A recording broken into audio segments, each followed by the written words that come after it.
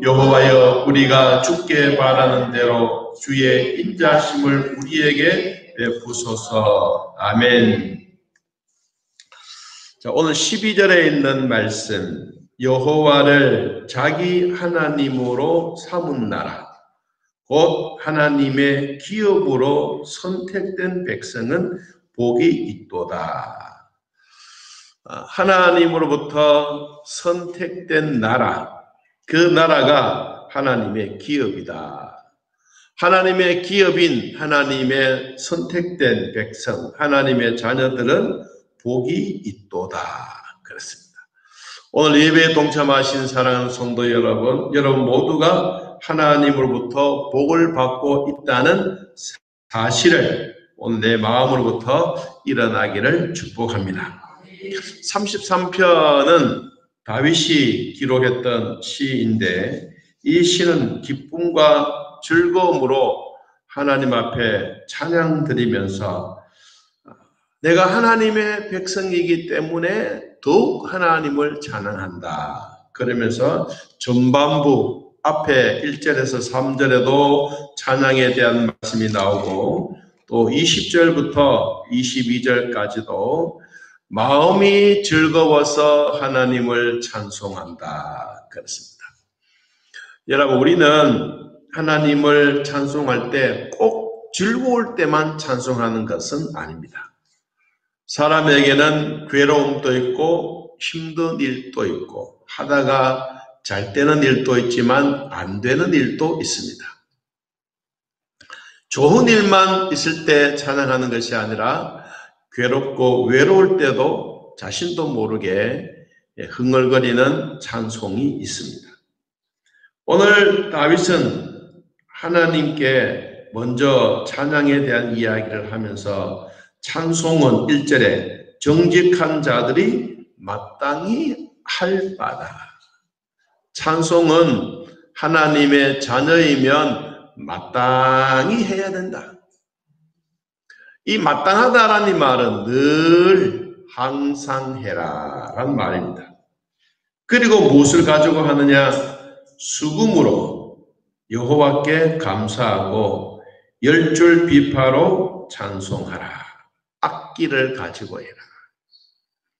여러분, 우리가 악기를 가지고 하나님을 찬양하는 것 참, 도구로 찬양하는 것 참 좋습니다. 그런데 하나님은 우리가 손을 가지고 찬양하는 이 악기도 중요하지만 하나님이 우리 인간들에게 원래 주셨던 이 성대, 여러분 성대를 가지고 하나님 찬양하는 게 참 복입니다. 우리가 이 성대가 목사에게도 성대는 참 중요합니다. 특별히 찬양하신 분들은 더욱 중요합니다.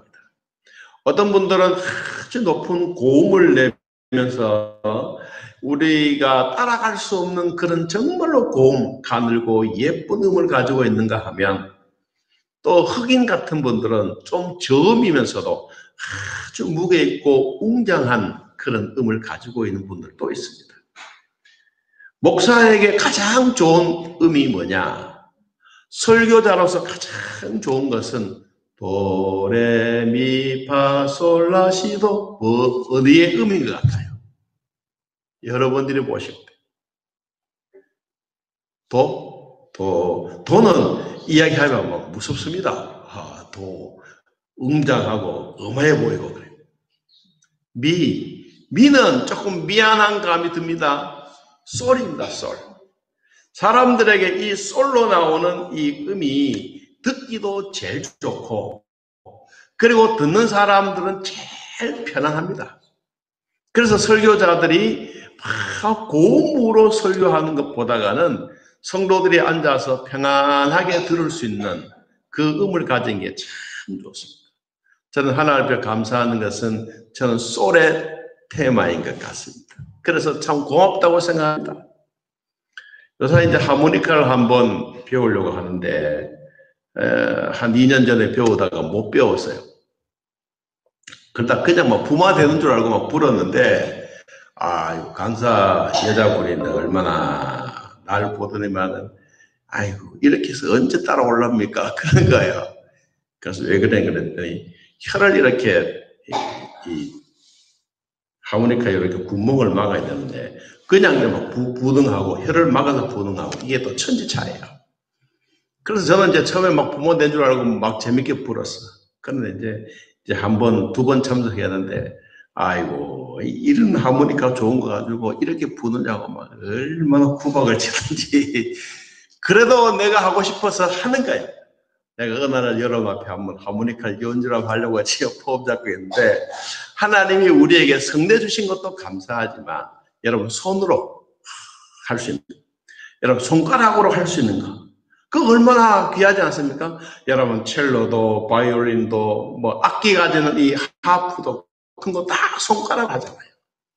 하나님이 우리에게 주셨던 이런 찬양의 모습들 정직한 사람들은 마땅히 의인들은 마땅히 예수 믿는 사람들은 마땅히 해야 할 것이 뭐냐? 찬양이다. 그러면 무엇을 하느냐? 또 3절에 그렇습니다. 새 노래로 그를 노래하며 즐거운 소리로 뭐 어떻게 아름답게 여러분 아름답게 찬양하는 것 참 귀하고 소중합니다. 제가 이 찬양이 뭐냐라고 한번 찾아보니까 찬양은 아름다움이나 훌륭한 것을 가지고 높이 드리는 것. 아름다운 것이나 자기가 훌륭한 것을 가지고 높이 드리는데 이 높이 드리는 것이 뭐냐? 원래의 찬양의 대상은 신이다. 신. 인간이 드려지는 찬양은 대통령 앞에 찬가를 드리는 것이 아니라 우리가 찬양, 신께 드리는 거다. 그래서 이 기독교인들이 드려지는 신께 드려지는 절대자를 높이는 것인데 오늘날로 말하면 뭐 대통령이 오면 대통령 찬가를 부르고 막 이렇게 하지 않습니까? 인간을 높이는 찬양이 아니라 그거는 그냥 사람들을 부르는 그런 곡이에요. 그래도 우리가 기독교에서 말해주고 있는 신앙의 대상인 하나님께 찬양이라고 하는 이 단어를 드리는 것입니다. 여러분 음악으로 하나님을 찬양하는 것인데 찬양은 하나님 앞에 나아가는 자의 몸부림입니다. 하나님 앞에 나아가는 자의 몸부림, 좀 더 깊어지기 위한 몸부림, 좀 더 하나님 앞에 가까이 나아가고 싶어하는 몸부림, 더 나아가서 나무에서 떨어지는 홍시를 기다리는 것이 아니라 배우고 익히 터득해서 함께 찬양하며 함께 참여하는 몸부림의 공동체가 찬양입니다. 이 저희 교회에 처음으로 오셔서 예배 드리고 우리는 요사이는 뭐 비대면이라서 그런 건 없지요. 그러나 그 전에는 오후 예배는 우리가 주로 찬양을 많이 드렸습니다. 찬양을 많이 드리다가 보니까 이제 따라하는 사람도 있고 따라하지 못하는 분들도 계세요. 그래서 이제 우리가 이 악기를 가지고 뭐 했더니 아마 한 20년 전쯤 할 때 드럼, 기타 가지고 막 장로님들이 막 난리 벅석이었습니다. 교회가 어디 뭐 하는 곳이냐고 막 그렇게 해서 담임 목사는 젊은 사람으로서 이 악기를 가지고 드럼을 가지고 막 기타를 가지고 막 한다 그러니까 막 장로님들이 난리가 났습니다. 그래서 제가 생각했습니다. 여기서 찬양을 멈추면 똑같은 곡으로 우리 찬송가로 흘러갈 거다. 그래서 그때부터 줄았습니다. 찬송가도 부르고 찬양도 하고 악기도 가지고 그래서 조금씩 해왔습니다. 어른들이 볼 때는 찬양을 안 하는 것 같고 악기를 안 하는 것 같아도 여러분 서서히 해오다가 보니까 지금은 우리가 찬양 안 하면 안 될 정도로 이렇게 이제 서서히 해왔습니다. 그래서 여러분 우리 교회도 옛날에는 막 기타 가지고 드럼 치고 막 그러면 난리벅석이었습니다. 그런데 요사이는 교회마다 다 방마다 여러분 교실마다 드럼과 피아노와 신디 다 기구들이 다 있습니다. 여러분 하나님을 찬양하는 것 성도는 마땅히 할 일이다. 그리고 어떻게 하느냐? 아름답게 부르는 것이다. 혼자 솔로도 하지만 공동체가 모이면 하나님 앞에 더 하나님의 은혜 사모하기 위해서 몸부림치면서 조금이라도 하나님께 더 가까이 나아가고 싶어서 여러분 그래서 찬양하는 것이 하나님의 마음을 기쁘시게 하는 것이다. 그러면 우리가 이 찬양은 어떻게 예배에 동참하고 어떻게 기도에 동참하고 어떻게 감사하면서 해야 되느냐. 이 찬양은 생활화해야 합니다. 그냥 한 번만 또 부르고 마는 것이 아니고 여러분 마음에 즐거울 때도 눈물 날 때도 힘들 때도 우리가 찬송을 늘 우리 마음에 평안을 가져오기 위해서 함께 부르면 하나님이 우리에게 찾아오는 그 증거가 뭐냐? 마음에 평안을 주십니다. 우리가 하나님 앞에 나아가는 방법은 기도도 있고 여러분 찬양도 있고 헌금도 있습니다. 그런데 우리가 찬양은 우리가 갖고 있는 것 가장 아름다운 것, 성도들이 하나님 앞에 어떻게 하면 좀 더 가까이 세상의 것을 좀 잊어버리고 하나님께 집중해서 정말로 몸부림치면서 하나님 이 찬양을 받으십시오. 여러분 이런 간절한 마음이 있을 때 어디에 초점을 맞춰야 되느냐? 하나님께 초점을 맞춥니다. 그러면 하나님은 우리의 찬양을 받으시고 하나님의 능력과 임재로 우리에게 찾아옵니다. 경험을 합니다. 이 경험이 뭐냐? 우리에게 마음의 평안입니다. 여러분 찬양 들을 때 힘들었던 구비구비 구절구절마다 우리의 눈물의 앞을 가린다면 그것이 나에게 뭘로 찾아오느냐? 마음의 평안으로 찾아옵니다. 그러면 신령과 진정한 예배가 되어지고 찬양의 기초는 하나님의 말씀에서 나오는 것입니다. 여러분 오늘 이 시편 33편의 이 저자는 처음부터 의인들아 하나님을 찬송해라. 하나님의 자녀들아 마땅히 하나님 앞에 찬양을 드려라. 이것이 우리가 분명하게 해야 될 일이다. 찬양은 하나님 앞에 나아가는 자의 정말로 하나님을 만나기 위한 몸부림이다. 모든 신앙의 공동체는 이 몸부림 속에서 하나님께 영광 돌리는 것이다. 여러분 찬양은 조건 없이 드리는 것입니다. 내가 이 찬양을 하면 하나님 돈 100만 원 주시겠죠. 이런 마음으로 드리지 않습니다. 여러분 찬양은 조건 없이 드립니다. 예수님이 나에게 찾아오셔서 조건 없이 나를 구원해 주셨던 것처럼 하나님의 자녀들이라면 조건 없이 마음껏 그리고 항상 감사하면서 여러분 찬양이 되어야 합니다. 찬양은 우리들에게 갈등을 해결해 줍니다. 마음에 고통스러운 거, 마음에 번민스러운 거, 우리의 인생에 여러 가지 갈래갈래 찢어졌던 우리의 마음들이 찬양을 통해서 하나님이 보듬어 주십니다. 하나님의 말씀으로 우리를 보듬어 주고 찬양을 받으신 하나님이 나에게 성령으로 보듬어 주는 시련을 사용하셔서 우리를 선을 이루게 하시는 하나님의 방법이라는 것을 우리가 잊지 않기를 바랍니다. 자, 우리가 끝부분에 보면 이렇게 기록하고 있습니다. 자, 20절 말씀.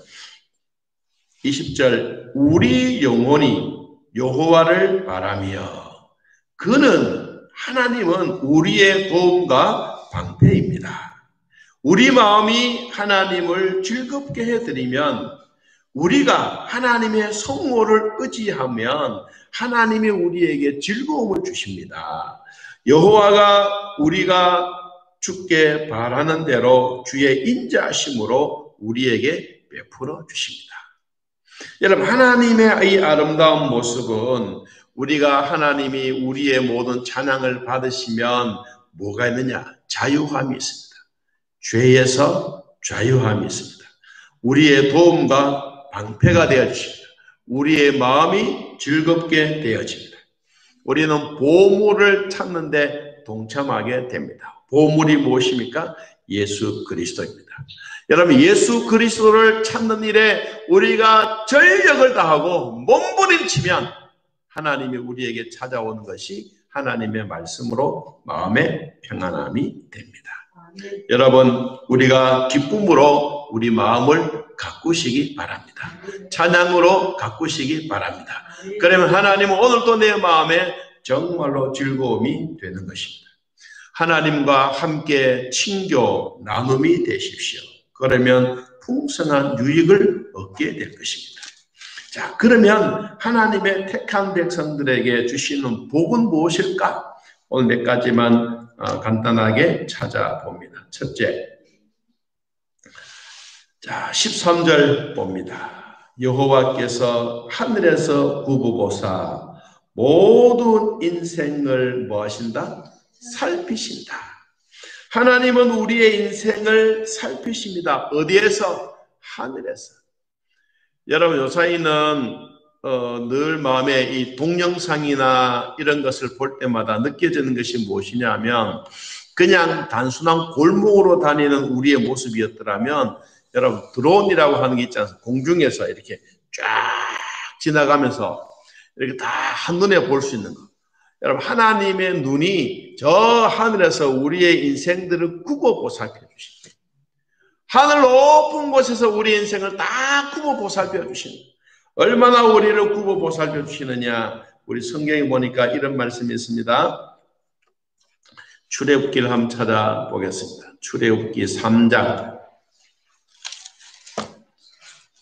자, 출애굽기 3장. 자, 한번 찾아서 읽어봅니다. 출애굽기 3장 9절.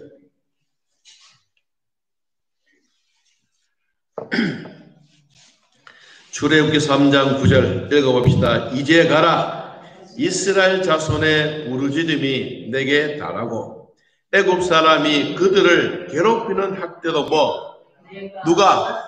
하나님이 뭐 했더라? 보았다. 이스라엘 백성들이 고통당하고 힘들어하고 노예 생활하고 너무너무 죽을 지경에 있는 이것을 하나님이 보고 계신다. 누구를 통하여 말하느냐? 모세를 통하여. 가시덩굴에서 모세를 부르시고, 모세야, 너는 바로에게 가서 이 사실을 전해라. 전능하신 하나님이, 스스로 계시는 하나님이 이 이스라엘 백성들을 내 보내라고 말씀하신다. 이것을 모세가 하나님의 말씀에 순종하지 않습니까? 무엇 때문에? 모세도 이스라엘 백성이기 때문에, 자기의 동족이기 때문에, 자기의 아버지와 자기 할아버지가 되기 때문에 괴롭힘을 당하고 학대를 하나님이 보시고 모세에게 말씀하신 거죠.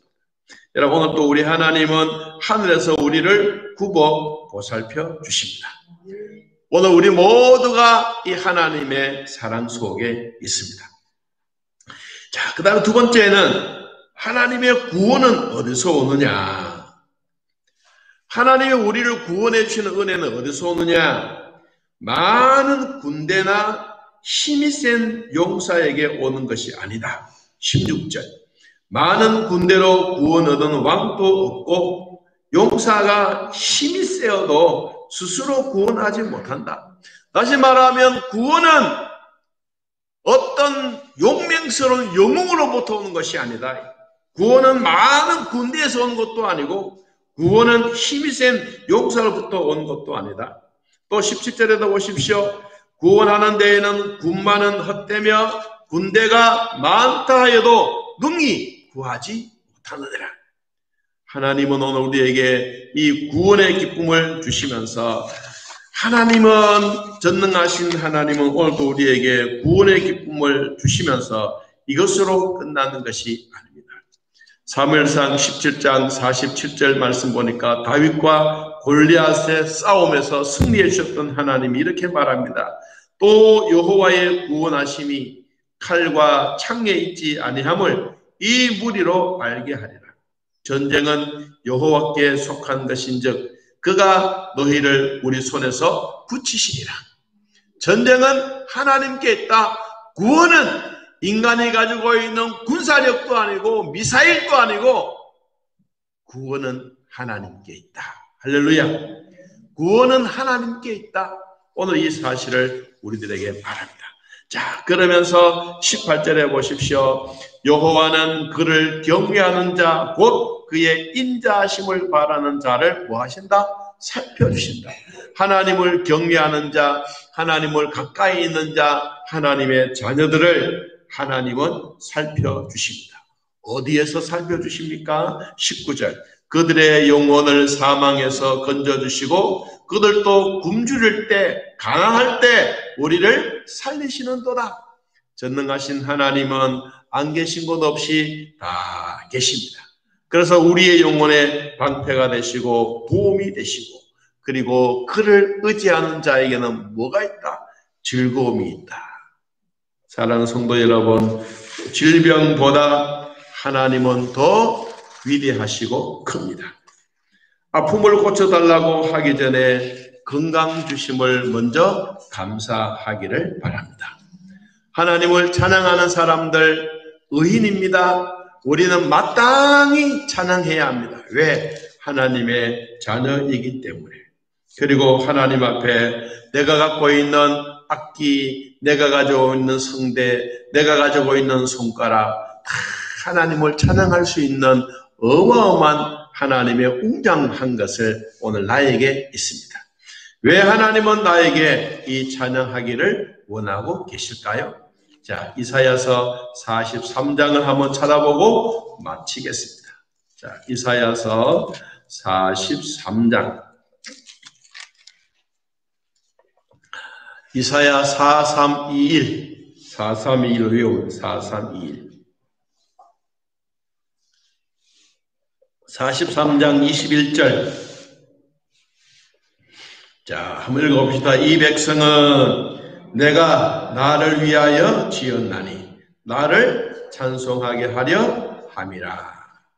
여러분, 우리 생명이 있는 동안, 호흡이 있는 동안 하나님을 마음껏 찬양하기를 진심으로 축복합니다. 우리 찬송 91장 찬양하겠습니다. 찬송가 91장. 찬양 91장입니다.